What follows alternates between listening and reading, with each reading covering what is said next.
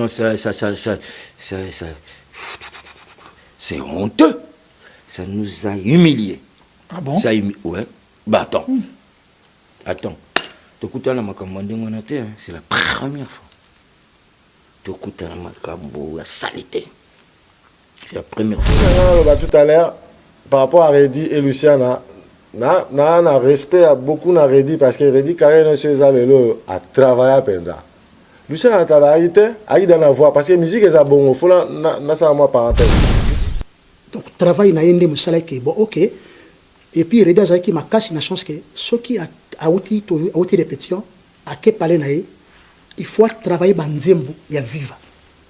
Donc au moins on a tant de parler à travailler banzembo viva. À travailler ti à partir de travail naïe ba monique a comme ko rapprocher ba. Non, je comprends, je dis Reddy était là, pourquoi il fallait encore Mais lui il n'est pas deuxième là. Non, lui c'est pas ça. Ah non. Tu vois? Si mais pourquoi alors toi ba que ça la test ba Lucas? Nous avons répété Mingina Kofi Panae, na lingwala. Et puis les cours à Yakuna souvent, mon colombo a yakuti se toujours répété. Et puis voilà, c'est tout. Et alors les papa il m'a dit pas problème, bah monsieur va longwe. A tout ngalo petit na mo ko na mona ba boy nga ah magana yo vivant en tout cas ndenge za wana nga na mona ba tout ya olela lobi. Répondre ki bon a insister. Toujours so ngana le liboyo. Donc même ko ta vona yepa bana o ba yepa bana o hésiter.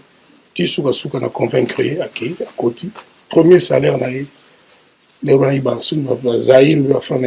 salaire et ça. Comment Reddy à Kotaki? Ouais, je me rappelle plus. Je sais pas, bah toi le baka, oh, Kofi Mutayan, je sais pas. Mais oui, hein. Mais pourquoi Bino Batouaki groupe manque presque? Pourquoi c'est comme si, hein, Bobandaki vraiment vous allez affection à Reddy, Bobandaki accepter Reddy comme tel, dans Vivre la musique. Mais Reddy n'a jamais figuré dans ce groupe. Reddy Azalaïté, Azalaïté n'a pas de parce que déjà, Banama et Bazaï ko éviter. Nandenka tozala kaka, monika nde tozabo soki ma tam sous caractère yangana. Richacha à faire comprendre Bisso, hein, de façon à compréhension nangai. Que Reddy Otomoni, succès naïe, na kondimo Bisso tondimier. Ils ont fruit à travail naïe. Tout à fait. Au Bisso le barrage monta s'imposer na travail naïe et bah accepter.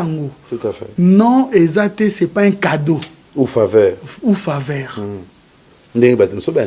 Voilà, donc c'est-à-dire qu'à l'école, Pine est belé pour un bouc à rose. Tout à fait. Est-ce qu'on peut dire qu'il a raison? Oui, il a à 100% raison. C'est ce que je me pose des questions. Et Bima Kakalo, ça n'a pas été distribué. Pourquoi? Parce que l'autre, il a dit que si vous sortez ça, c'est une piraterie, je vais vous mettre à la sellette, je vais vous mettre au tribunal. Qui? L'autre là, le monsieur là. Olingna le ba comme on a bon, comme on a Kofi. Bon, on peut ça. C'est pas bien. Maintenant, mon avis, musicien vivant et maïen sougana. Voilà, bah, c'est la question de Banzé. Licho. Kasi mtu wanati. Kasi ngala saison problème na ye. Kasi mtu wanati mtu wanati conflit. Lijo pas ali lijo. Yo premier no tigala zona Kofi. Problème na mtu wana. C'est pas possible quoi. La seule chose qui se dresse entre vous et votre rêve, c'est la volonté d'essayer et la conviction de croire qu'il est réellement possible. LM Corporation est une équipe de professionnels qui met tout en œuvre afin que vos événements soient à la pointe de la modernisation. Vous avez un besoin, nous sommes la solution. La team 4x4 équipe vos événements professionnels en passant par la sonorisation jusqu'au plus petit des détails. Pour cela, nous mettons à votre disposition murs de LED, location d'instruments de musique, jeux de lumière, matériel de sonorisation, prestations DJ, prise de son live pour revivre les meilleurs moments de votre événement, en voiture, à la maison et partout ailleurs. Pour plus d'informations, la SAS LM Corporation vous accueille dans ses locaux au 30 bis rue de Nipapin, 91 240 Saint-Michel-sur-Orge. Les détails créent la perfection, mais la perfection n'est point un détail. Laissez-nous aux commandes de vos manifestations pour un résultat qui dépasse vos attentes. N'hésitez plus, prenez rendez-vous dès maintenant pour un devis personnalisé. Un thème à tout comprendre. Oui, Kofi a fait ses ponts pour Naokutanana, Papa Wemba. Mais est-ce que, qui a proposé, comment est-ce que, comment qui n'a kawana que Kofi, na propre volonté, nous, a proposé Yo au Kendokota Viva, est-ce que, et voilà, question est tout dans ma bateau, trop, on a mis tout. Bon, naebi que biso doit répéter mingi na Kofi panaye na lingwala et puis l'enkuru azawa yakuna souvent mukolo moko yaki akuti biso tozo répéter et puis voilà, c'était comme ça. Maintenant nani mutaya lubaki na Kofi amimanga, est-ce qu'il mo Kofi mutalinga ki amimanga kuna, est-ce que papa mutayebisa ki memelanga jeune na kutaka panaye wana ndena habité entre les deux, et vous allez Kofi mon taluba qui petit n'angava na bien. Zoye comme pe vous allez inclure moi ah petit mon amona qui pas na yo aimba bien mais melanga donc mais nazarate puisque na camarade na ba on tenait calé qui dans bon ba dans solange. Non, toute nos questions Reddy Amissi parce que il nous a affirmé ici son histoire, il dit que ceux qui nakotaki vivent à la musique au boyebi Reddy vivent à la musique c'est parce que Kofi mutamema kinga. La première question est là Reddy Amissi, pourquoi au même qui est na vivre à la musique? Est-ce que c'était à l'époque surtout qu'il vivre et traverser un moment difficile, il y a départ, il y a Kinkester et les autres, et au même Reddy Amissi na vivre à la musique? Alors ben la vérité, Reddy Amissi a zaïle qui n'a pas, t'as un salaban, n'a sabanzé mon facilité mon incroyable. Donc Djana, c'est l'ami que moi j'ai dans la musique congolaise. On peut bien en master. Les aïe, les questions à Kenda. Pour l'en avoir TVT, ma caméra. Donc, on bat tout le monde dans Bango. Alors, il y a un mandat pour l'engamour et pas de mon Blue Bayou. Moi, un ex, mon logo à place autorali. On me les gars, notre dans un salon, tout le temps. Alors, il dit à Zaolinga Mingi. À Otaipa, na Bango, na Euro Sud. Ailleurs, tous les jours. Donc, net, moi, Nandako. Et papa il m'a dit que ce soit pas un biseau parce que papa il m'a dit que ça va dire Mazaouya en tant que vieux papa petit naïe. Les Mazaouya qui sont là sur la scène, mon ami c'est bouillon, ils ont ça kaboué. Son ami bouillon répondait honnêtement à cœur. Bien, quand mon jeune a repéré que mon tour il m'a très bien. Et alors là papa il m'a dit qu'il y a un problème, monsieur va longuer. À tout le petit naïe on m'a dit que mon a boy m'a ah magana yo vivant tout cas ndenge za wana ngana ni mwana batuta ya olela lobby. Répondait bon à insister toujours son ngami ali boyo donc même au côté vous n'ayez pas bana au banc et pas bana au hésiter ti suka na convaincre à côté premier salaire na les bana ba sur na zaïr lui a fait na premier salaire na ya nango apesanga na go bossa na ngote oui apesanga pananga donc voilà quoi. Voilà, et après Reddy Amissi, après Toya Penastino. Ça, je ne me rappelle plus. Comment Reddy Akotaki? Ouais, je ne me rappelle plus. Je ne sais pas, bah, toi, le Baka, oh, Kofi Mutayan, je ne sais pas. Mais oui, hein, certainement, parce que nous Kofi a dit toujours Pétieux et à papa. Je voyais comment il venait. Un jour, là, moi, il est au salle, c'est là. Aïe, quoi, aïe. Biso tout ça se fait le comment au baganga vis-à-vis. Hé, tout ça, on va me dire. Non, on répète 3 fois. Et on te répète. Sur mon vis-à-vis, hé, je fais le comment, tiens, mon local. Mon local, hé, je fais le comment, tiens, la vis-à-vis. Donc, il sera sincère ou pas sincère, est allié. Mais, Lana Psaï de Wana. J'aime taper ça idée, il y a ça là 3 fois. Qui? Nanyo. Et puis, il y a un moment qui. Nanyo qui? Hein? Tu viens de citer son nom là. Je sais pas. T'es. Mais c'était qui là? Putain, le nom m'échappe de ces gens là.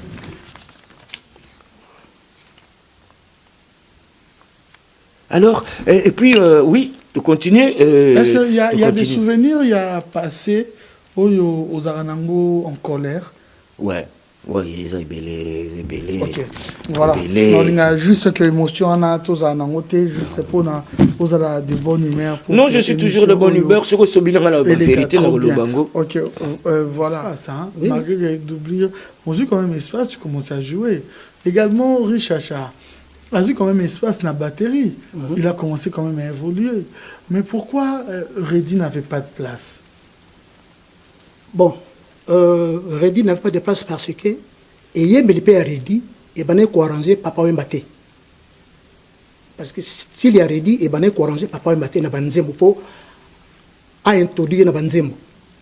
Donc zaki ceux qui déjà yembi voient na itam susu mona ou ils sont net on dirait zo baby ça ou on dirait zo ça son ning.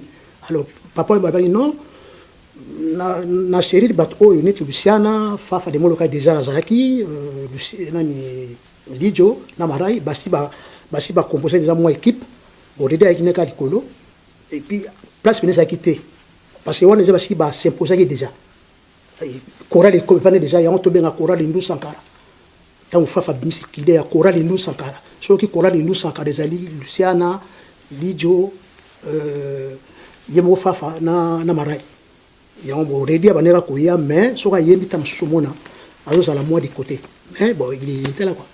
Voilà, dans ce sens, on a mais papa a passé on a tout privilège. Ba yemba ba zalaka et puis bilo ke bele bele. Preuve n'est que ba makamsu sur zalaki gredi abane ko zalake. Donc dans ce sens voilà. Mais pourquoi bino batubaki groupe manko presque? Pourquoi c'est comme si hein bobandaki vraiment ozala na affection na rédité bobandé ko accepter Reddy comme tel dans vivre la musique. Mais Reddy n'a jamais figuré dans ce groupe.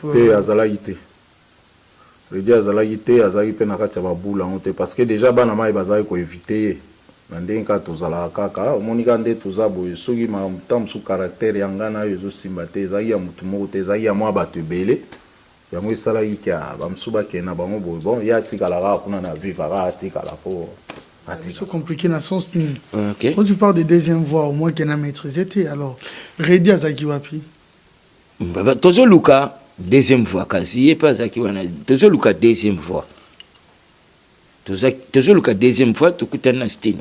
Pourquoi Stino ah ben c'est mon petit que je connais trop bien. Je comprends, je dis Reddy était là, pourquoi il fallait encore mais lui il n'est pas deuxième là. Non, lui c'est pas ça.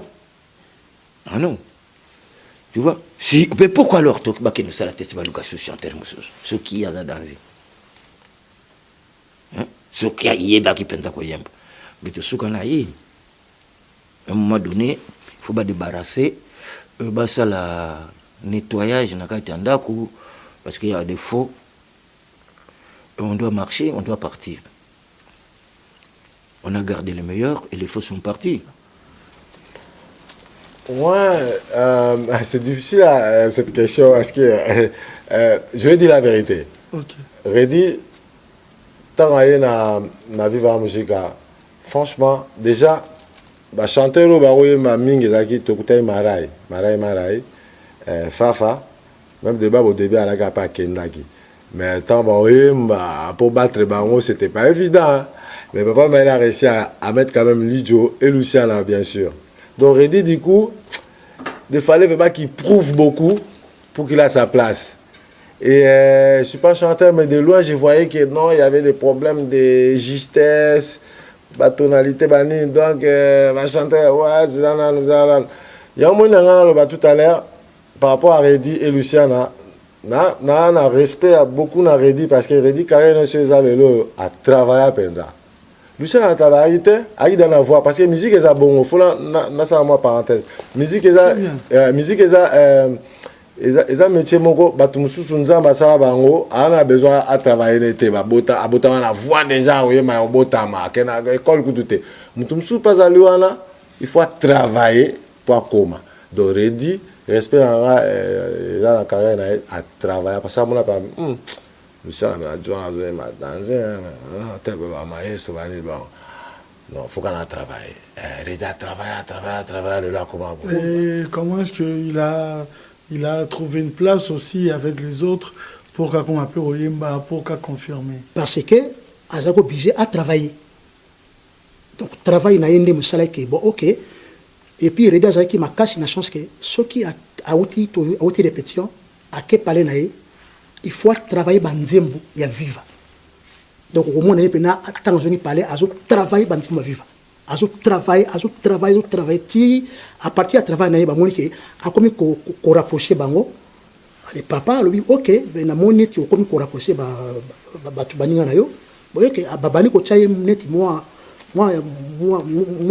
pene baninga na ye mais ils ont travaillé ils ont parce que travail ne le toujours travailler bon c'est ça il y a un moment le ça qui est OK bon na moni que ça va il y a un moment à combien qu'on avait espace bien avant Richacha a bouleversé moi ba donner makambo ebele il a ebele Richacha a faire comprendre biso hein façon ya compréhension na ngai que radio to moni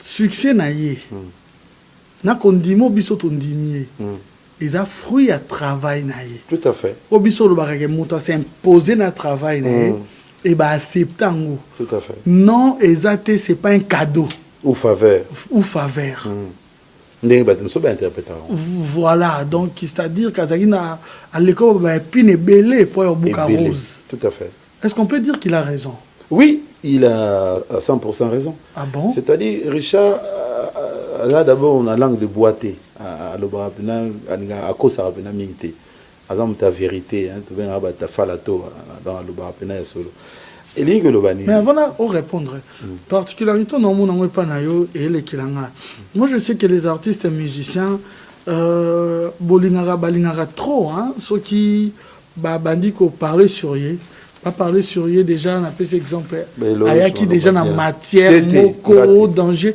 mamsusu ba lobby pona yé boya omona pona yé ba yaki ba diminuer yé histoire va changer en côté ah bon comment nous présenter peka histoire tant commis bien non histoire faut banda ondengo banda ki biso to tambola na ba bus to tambola ba taxi bus to beta makolo yolo timatonge c'est beaucoup mieux le ba vérité pour ba jeune on peut bazo ko ba comprendre que et lo nyonso e banda amika na passe réussite à mutu jamais banda kambala moko bandika na réussite et banda toujours na passe et c'est beaucoup mieux le ba vérité ndenge zala ki to le ba vérité voilà dans cette époque là ezaki makambo bosa chorale ba misuba koka chorale te redi a koka chorale te a koko yemba te na chorale preuve ezali nzembo soko nzembo nani moko boye ya fafa de mon local koka c'est pas possible mais c'est pour cela na premier mi-temps ba ki ba ndenge ba ya ko mema ye na vie na ye hein ba lobi non tu n'es pas capable de rester ici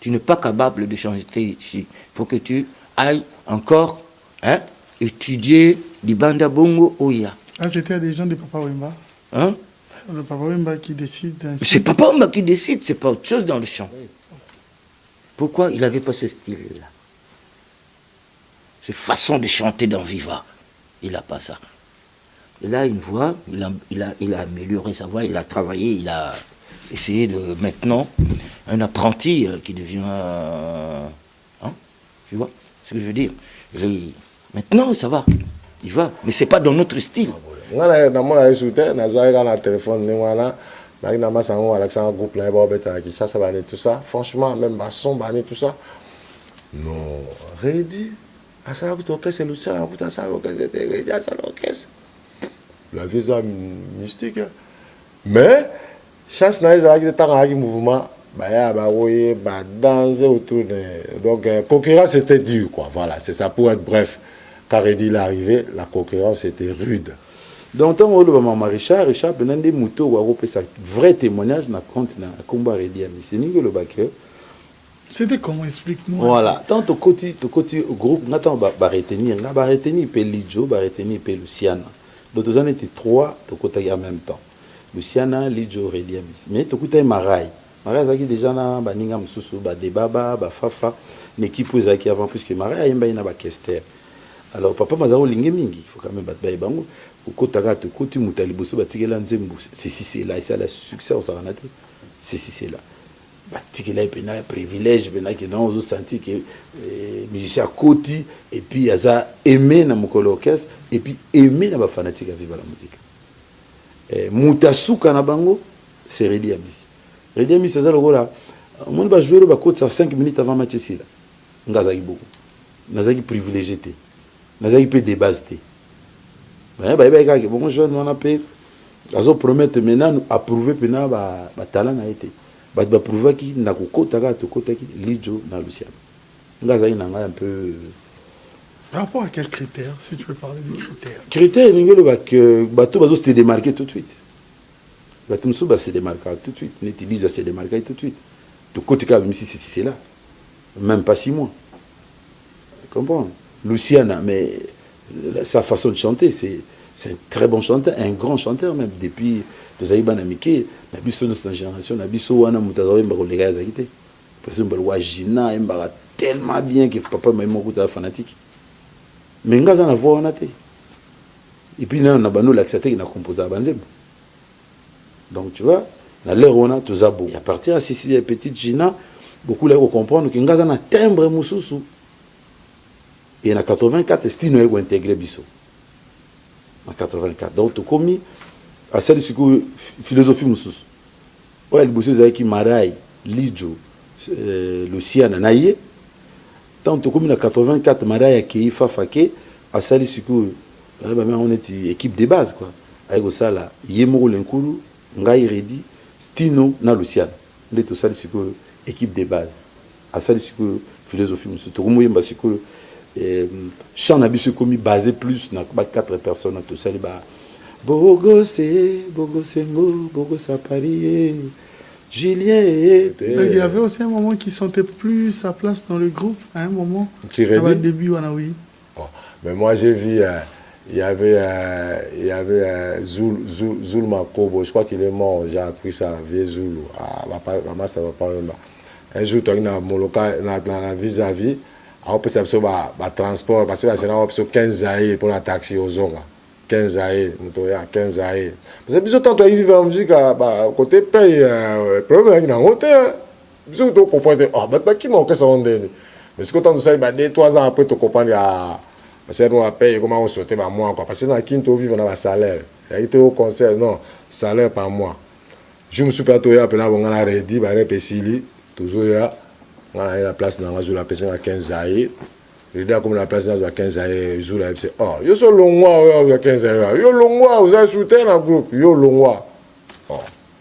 Mais toi travail ka ba toi ba lo banene wala. Le bandi ba. À un moment Redi a mis Sayo Chanzembo, Dieu voit tout. Ça s'est fait que Kofi Olomide également a chanté cette chanson et c'est lui qui s'est réclamé aussi auteur. Redi Amis n'a pas contesté. Dans voilà. La musique, vous avez trouvé ça normal ou il y avait aussi des meilleurs? Ah non, ça c'est honteux. Ça nous a humiliés. Ah bon? Ouais. Bah attends. Attends. C'est la première fois. Salité. C'est la première fois. Tu vois? De ceux qui, deuxième fois, je crois, au Yébi, première fois, nous on est là, tout ce qu'on on n'envie personne, et ça, pour nous, ça là, personne ne logo pour nous, les cabamissus. Moi, je fais ce que j'ai dans ma tête, c'est tout. Et ça, c'est que, Talabaninga, Bausa Banzembo, Pesanga, Nasima Bayo, Revese, et Yok Sabiso, Sognande, tu sais qu'album en web, matin. Et la chanson de Dieu voit tout. Il y a un Zemmouranga, Azaolinga Moto. Voilà, dans la Belgique, non pas la Molenbeek, mais la Etterbeek. On va voir la Etterbeek. Il y a un Olinga Moto. Ayebaki, on vous a réduit Nazala Banzemouanga, monsieur Bimata Ayebi. Monsieur de la Boston, il y a Rosala, Zon, Ayebi vraiment vivant bien. Donc, je me suis dit, c'est là on a vivant. Mon histoire, parce que, oh, Kofi Sida, boy. Donc, on a obtenu les histoires, on a dit, on a dit, non, moi, mais tout ça, comme on a eu, et puis, bon, ça sort, ça, là, t'as bon, ça. Vous avez quand même surpris, on a quand même bien à vivre. On a surpris. Les gens qui ont fait ça, qui, bon, hasard, vedette, parce que Dieu voit tout. Kofi Olomide a Mbinzembo. Oui. Yo Oyembinzembo. Oui. Il y a un Nzembo naïe, ok, non, c'est gâté. Le problème est ça. Oyembinzembo naïe. Na vive à la musique. Oui. On peut comprendre l'histoire ici. Oyo bete abiso ndo la kibiso kozala sincère. Nous pouvons déjà comprendre que Boando travailler ensemble. Tout à fait. Vous travaillez ensemble. Tout à fait. Avant. C'est-à-dire qu'avant qu'on t'a vu à la musique. J'ose croire que Dieu voit tout Anna au Yebakango avant qu'on t'a vu à la musique. Non. La vérité, il y a des voitures qui étaient en comme en 1985. Vraiment, oh, on a vu ça maintenant dans le banc, on a vu ça maintenant dans le il faut le toko de Sasko Banzembo. Alors, tant que toko de Sasko Banzembo, na yebi si vie ngabi vie kofi, ngala minga ko de Banzembo kuna, yo muni ndeni. Ya beno, Zonzembo wana des voitures destin moto. Tchano ngo côté na bino kuna. Ozolanda. Avant na Molembeki. Tant on a tchisi konzembo ngo na répertoire, makambo pe bimi mikolo wana ke Vekofi a sida, linga kufa, bona. Biso sito a resi nzemo. Aipisinga no, nzemo na yo zwa ki wana na monika to nga pe na resi, mpo makambo azolo bana komuna nga. Ya vraiment na monika nzemo na mteko répondre makambo wana. Ngai problème TV. Loko biso sito yimbaki, to kamataka komuna to sa nini, to chango, yo pe yimbango bimakaka. Pero on est la vérité, mko beaucoup tana ituna ezala bon. Et on m'a dit que c'est la polémique, mais bon. Et qui m'a dit que producteur Nabiso et franchement, avec déçu. Avec déçu. Oui, bien si bambongo. Si comme tout le monde a le bakeno, banzembo et bimal sous-souté, Henri Wanya. Oh là là. Henri Wanya vient na Kinzambia, était na qui quitte Sacré-Cœur, avec bidel général Nabiso, na Kester. Qui quitte Sacré-Cœur. Oh, mais est-ce qu'on avait interdit que Banzé Boigny Bima? Oui, mais Bima, pourquoi? C'est ce que je me pose des questions. Et Bima Kakalo, ça n'a pas été distribué. Pourquoi? Parce que l'autre, il a dit que si vous sortez ça, c'est une piraterie, je vais vous mettre à la sellette, je vais vous mettre au tribunal. Qui? L'autre là, le monsieur là. Olingna le ba comme on a bon comme on a Kofi bon on peut se banzer moisana donc yé au moni yé après ça qui petit na nzembo je crois moni nzembo on a ligné ça carton akié abanu asala biso atia biso ba brèche dans le roue atia biso ani atia biso le basket tu vois c'était honteux. Comment on peut se monter loco les amis tout le monde a monté bonbon nous fibi tu au petit mais quand on a si mo botoli ah là c'est j'ai pas compris. J'ai pas compris. J'ai dit, oh, mon nez, zoua pe donc, pour ça, peut que vous avez le quoi battu. Tu comprends mon arapé d'un tu comprends mon arapé. C'est ça. C'est pas bien. Maintenant, mon avis, musicien vivant et magie en Souganan. On va appeler ça question de banzer mon avis. Licho. Kasi mutu wanati. Kasi ngala saison problème là. Kasi mutu wanati yo mutu wanati conflit.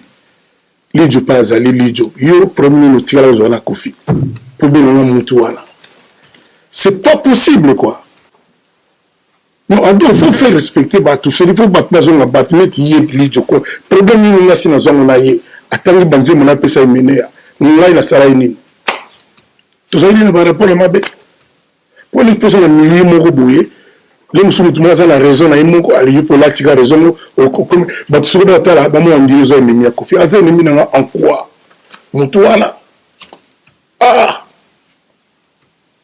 c'est triste comment ce toujours qui n'a pas boye les mawa pesa passi toujours qui n'a devant le mur tout ça l'association bon moko banini et aussi maté net yena mona été soki 25 ans so comme bona misu na tika la kaki mutu mo sala nzima na kongo ya bien ceci c'est là nani kamuna mbito bano so kaka bien na kamuka journée ngana ko mutu wana bref na kani parenthèse en opérité mais ça il faut la sincère en abisso est-ce que zaleka wana to depuis qu'est-ce qui se passe avec Redi bozala na ensemble concert kutu batu ba ko mona ta siko bozabino mbale papa wemba wana zala ili kambwa na Redi te ezaki li kambwa bana ya papa wemba bana moluka bana viva la musique. Na posé cette question, qu'est-ce qui va pas?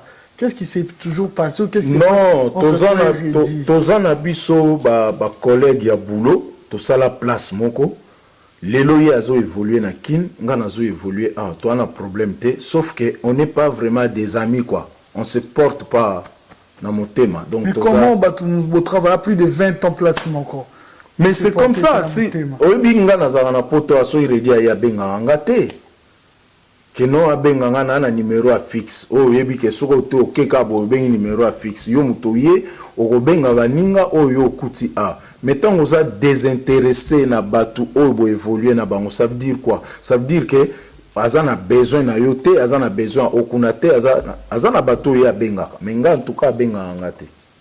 Donc namona ki aza désintéressé, nga ipe na kosala effort te ya koyeba comment il va bien ou il va mal. Donc na kosala effort wana te parce que amour du prochain tango ezate na opesoni. Respect et bendara amour. Mais tango biso tozo zala te, tozo solo la te. Pona likambu te. Na ko forcer la main te ata yo moko. Ok, muta obenga ne yo te aye asai makamne azongi na ye ato ye na kini kutu donge to sola na biso pété. Mais toza na biso mabete, toza binemite mais on n'est pas des vrais copains, on n'est pas des nga naza mutu ya rigueur na travail.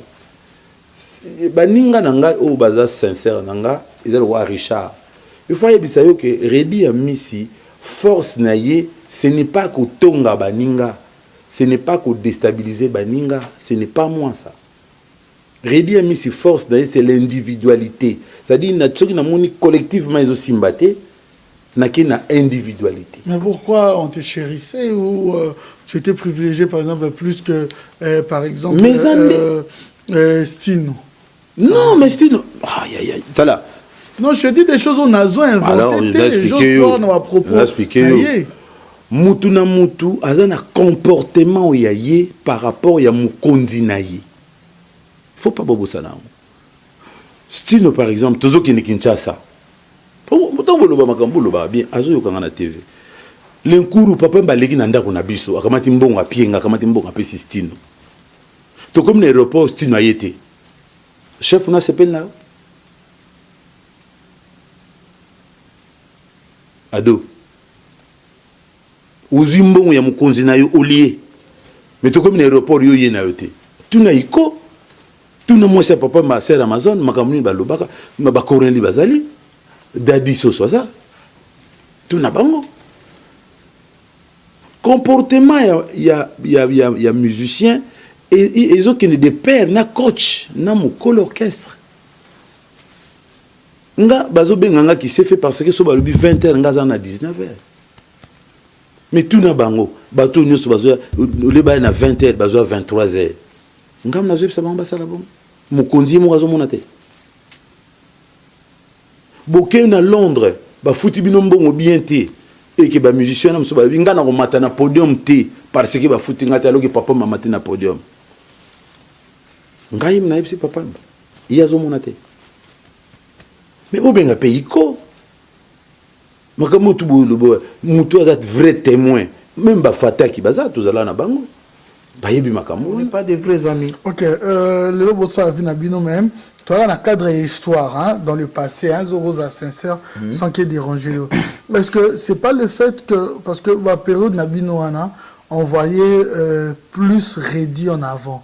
Est-ce que c'était dit seulement parce qu'à son travail, qu'il donnait trop, Yangonde, il était plus en avant que Yo quand même? Non, Azaraï plus en avant que Ngatin parce que tant qu'il y a un album, Nenga pe nazo bimisa. Yangé Zalaï na scène a été. Yayepe Zalaï na scène a été. Donc, Tozalaï boue.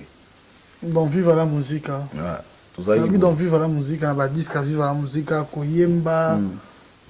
Si toza koyemba na biso soko tali ba répertoire mususu eza mingi onga na travailler mais yana banzemo mususu choix ya beaucoup les agi oyo ayemba te donc ezalaki penza te que parce que oyo ki ya yembi mingi ou bien ya zana non to sala déjà voix moko te ya za première voix nga na za deuxième voix donc peut-être na place nanga bazwa ki choix ya oyembisa ou bien Jado ou bien Fataki pour la deuxième fois nazakanga tala bien au monde que banzemu nanga banzemu lokola ba bomengo takala ba banzemu belé za wana misokito au monde ba mission nyoso ba kende kuna batika ba banzemu nanga te parce que une grande partie ba za olinga ngate bazo mwana tinga na za fier pour na mission bomengo takala po oyebi kaka sozo sa succès d'orchestre baninga mosusu bamonaka neti yo ozomimona nzoka kana omimona nanga te eza kaka kenza basali chance grâce kenze monange emarché lokola mpe emarchaki mpona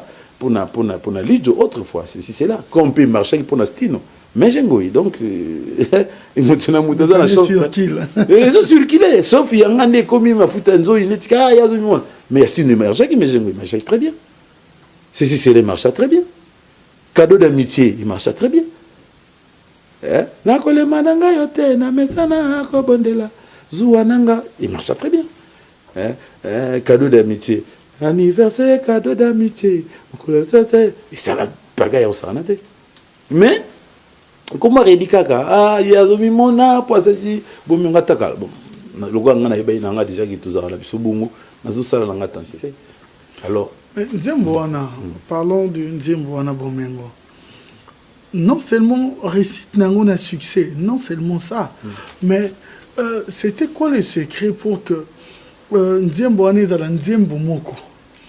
Oui, kotika la espoir moko. Il y a vie à moto. Surtout, je vais me baser sur la jeunesse. Hein. Oui. Ezala Nzembo moko pour nanga opprimer. Va trouver qu'un jour, à indépendance, il y a liberté na bango, financière, na vie, na makambo ebele. Nzembo wana épée sabatu maele. Et ça réflexion est basée sur Yoredi ami si pour se distinguer na ba compositeur nyonso baza na RDC. Nzembo nini yugo kosala pour distinguer. C'était ça ma question.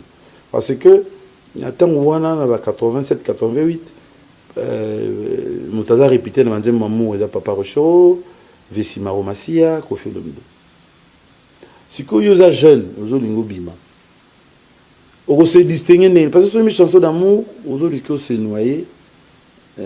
Na limite ba linga Nzembo bolingo koleka ya Papa Rocho. N'importe quoi, les gens mon avis les gars, il y a Simon Massia, Kofi Olomide Soudle qui n'a pas mal bêta, Nibo, Senza, donc du coup, il faut Luka et le mot où distinguer parmi les grands. Alors on a qui prier les comme ego sala. Alors on a vu prière nanga, nous sommes au kanisa que moi na mobali il faut espérer.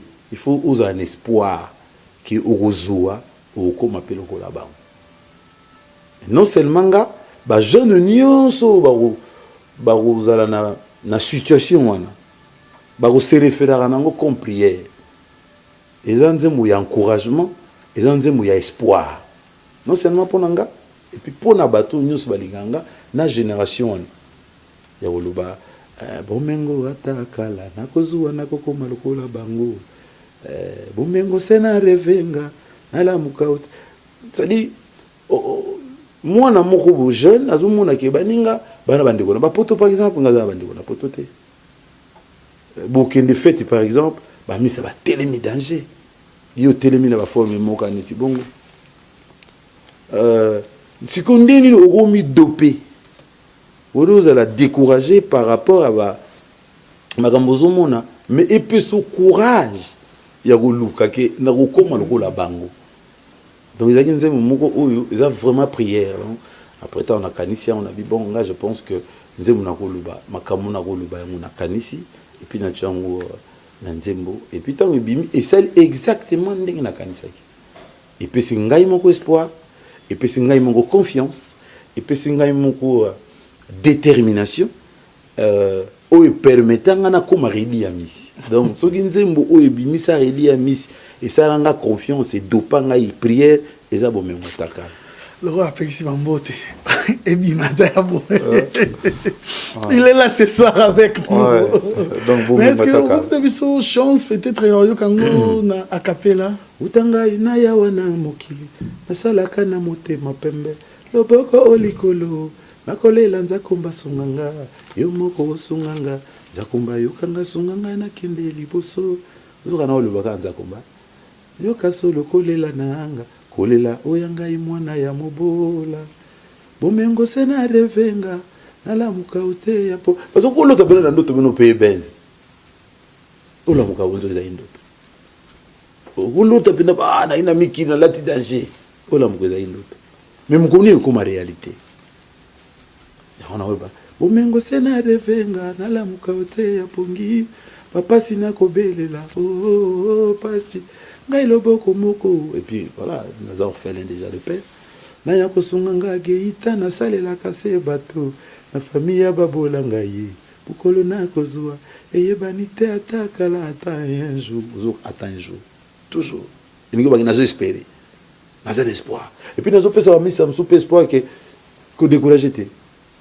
attendez pona la kisabato na nyoso ke nazo espérer liloba pena ya final eza bomengo bae bazana yango basimbaka sutani ya nzambe te bokasi sena parce que koloba eza pe loko mosusu mais pour réussir pour ozwa eloko ozoluka tu dois bosser mon pote oyango moni Richard alobaki que je félicite Redia mais ça c'est une sincérité ça c'est quelque chose que na lingara ba masse bele ba lobaka que Redia misi a trichate Redia misi a mérita na travail de la ligne partir de bomengo atakala makambo nyonso na loba yango na salela de après bomengo baye bazana yango basimbaka sutani ya nzambe te bokasi sena musa parce que si tu ne travailles pas okoma mutamute ya mabe okoma yeku nenga zana so makambo na ngesimbi te zayi est-ce que you fournissez be fort ya fone même souté mais olingo o gagner sans ça l'effort te kudi antinu kuyoka ino po batubeli balingi wa kimambango maso esala kana sezali ya vie nzambe bumengo donc nzembo wana yango mtisala ki Redia misa komandenge naza détermination espoir encouragement donc ngai souci nangeza ki na linga ki groupe et puis nazo meka osala na faire avancer collectivement surtout go avancer ce qui est avancer tena collectivement nazo une individualité pour na deux possibilités na na possibilité il y a collectif et si on a mon collectif et la collectif est indiscipline tant bazo bisa mutu faut comme 21 mutu msa ngwana to pese ordre ah ya zo ba 21 ngana ba 27 ba ila pesa ba ordre et ngana oyati ba ngwe indiscipline tant on a mon déjà bon lobby na bengo soudé